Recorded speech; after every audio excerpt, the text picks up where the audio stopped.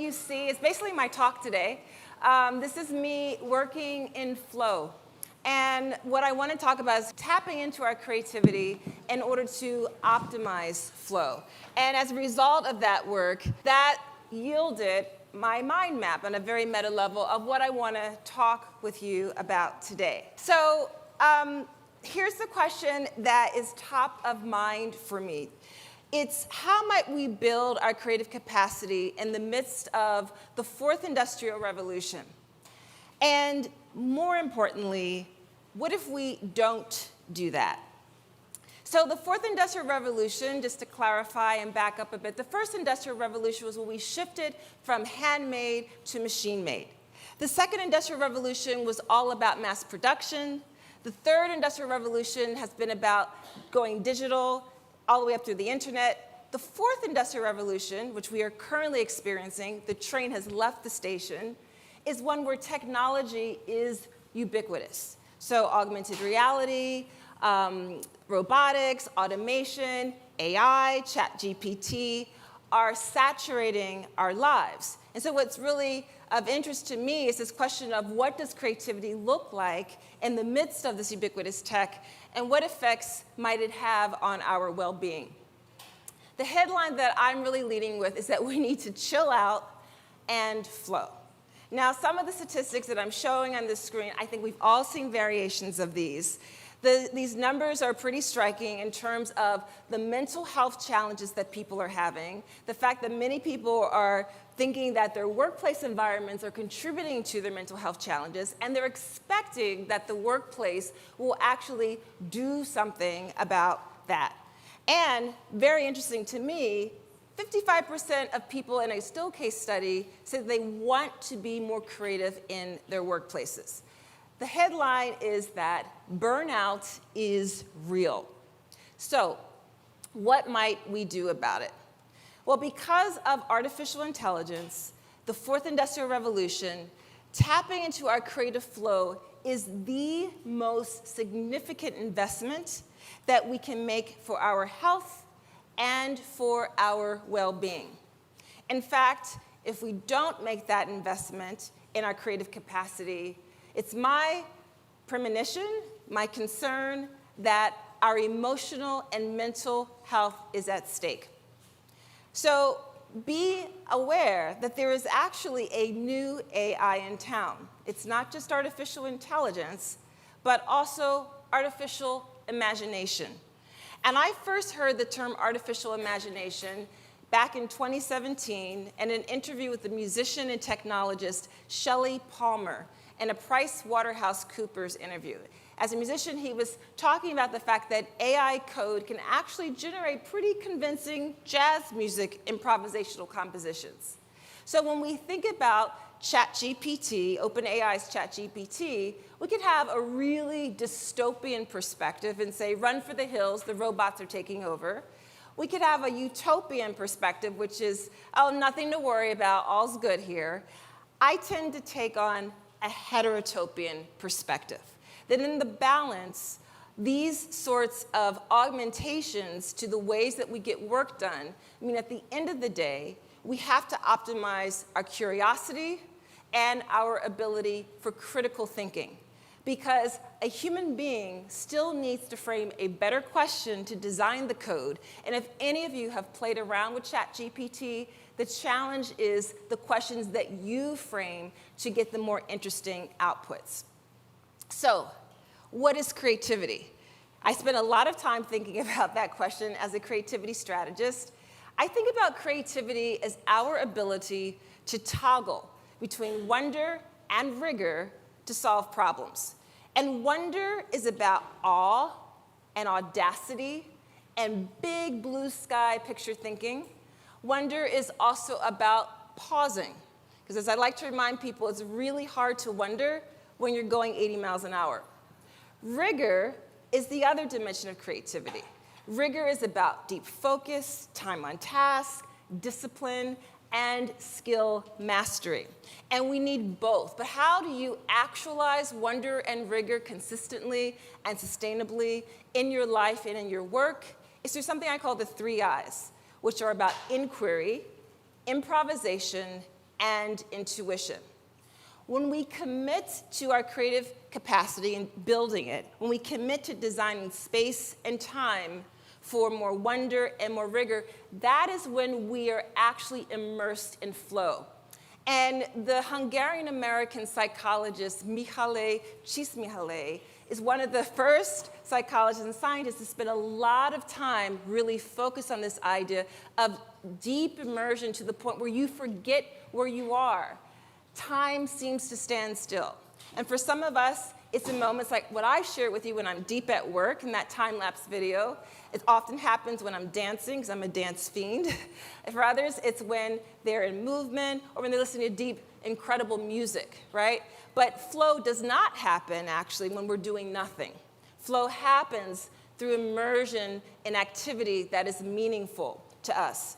And if we don't design the space and the time for that wonder and for that rigor, for that flow, stress increases, and our mental and emotional health is challenged. So here's the thing. Right now, because the fourth industrial revolution is here, because augmented reality, AI, ChatGPT, all those sorts of things are saturating our lives, the positive, alternative way we can be looking at this is to ensure that we make room in our work environments and our organizations for what makes us uniquely human. And one of the things that makes us uniquely human is our creative capacity. So up until now, even for a couple of centuries, we've been focused on showing up to work from the chin up, of really emphasizing our IQ. And then about 30 years ago, we saw an introduction of this concept of EQ, our emotional intelligence. But what I'd like to offer is that I think we also need to be showing up to work from the gut up, from really paying attention to the fact that we are sentient beings, and in the midst of this ubiquitous technology, it's our sentience, our intuition, it's the fact that we are feeling creatures that will actually help to optimize our work. So we need to engage in gut up work. Now, gut up work, from a physiological perspective, starts with the vagus nerve. It turns out we are all equipped with this human antenna. The vagus nerve is the longest cranial nerve. It extends from the brain down through the heart into the gut. So when we say things like, my gut is telling me, it literally is. And it's the vagus nerve that actually allows for interoception to occur. Interoception is our internal sense-making equipment. Interoception helps us to understand, am I feeling hungry or am I satiated? Do I feel thirsty? Do I feel safe here? Or do I feel a little nervous? Or do I feel completely fine? And it's the vagus nerve that helps with interoception. Now, there are two types of interoception. I just want to do a quick experiment. If all of you would put both of your feet on the floor, put your hands on your lap, there's something called interoception awareness. So as you sit in stillness, are you aware of your breathing? Hopefully. And then there's interoception accuracy. Are you aware of the rate that your heart is beating? A lot harder to do. In some studies, there are some people who, without being able to put their hand on their wrist on their pulse or their hand on their heart, can feel the rhythm and beating of their heart.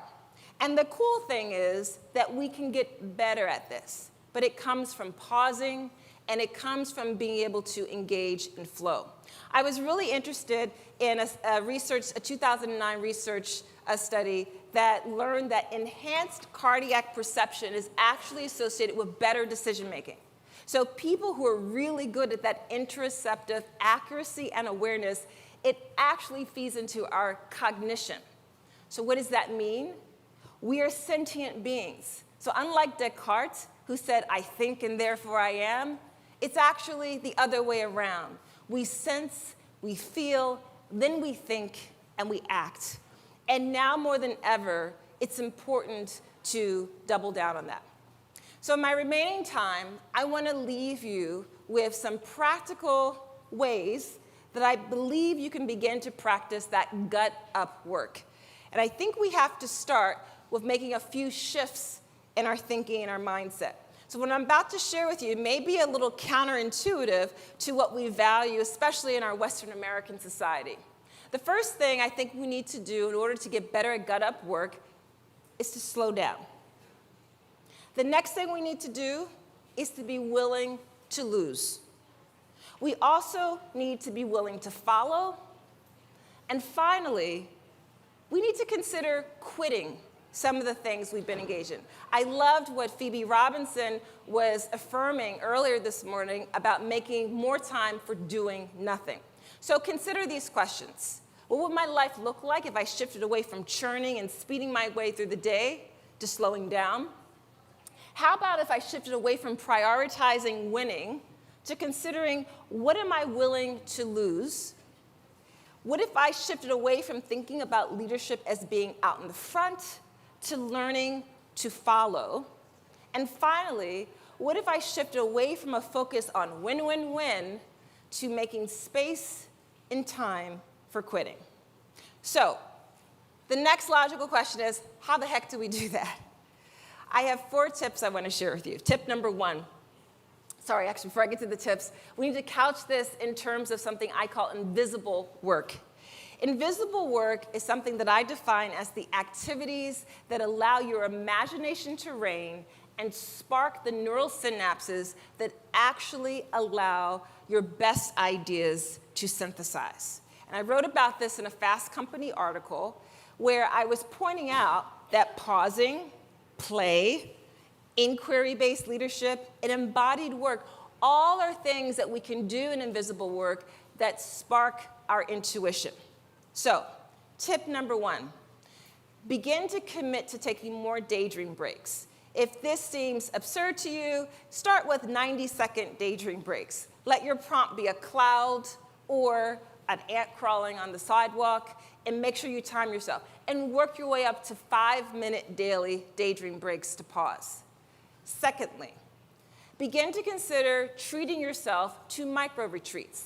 They don't have to be really fancy, extravagant retreats to far-flung locations. They can be what I call noticing retreats. I actually wrote about this for She Media, and it's all about taking micro-retreats in order to notice more. So go to a neighborhood in your city or your town that you rarely frequent and just have a walk and take in what you're observing that's different from around your way. Tip number 3, commit to working standing and moving. If you recall in that time-lapse video that I shared, I'm working standing on my feet, I'm bending over the desk, I'm moving. We're not designed to sit and work all day long and getting cramped up, right? Our spinal cord is an extension from our medulla oblongata, and it actually cuts off oxygen to the brain. And finally, my last tip is to commit to being a clumsy student of anything. Because when you are a clumsy student, for me it's ballroom dance, you get a lot better at practicing inquiry, your intuition, your ability to improvise, and you'll design time for wonder and rigor. I have a short gift for all of you. It's the Wonder Rigor tip sheet. You can go to this link or take a snapshot of this QR code. I think we also have passed out a Wonder Rigor Catalyst booklet for all of you. That's a physical copy for you to take away. And here's what I want to leave you all with as you continue your journey at South by Southwest and as you consider in the next month how you can commit to gut up invisible work. Think about how you might commit where in your life you could design more space and more time for slowing down, for losing, for following, and for quitting. Thank you so much for your time.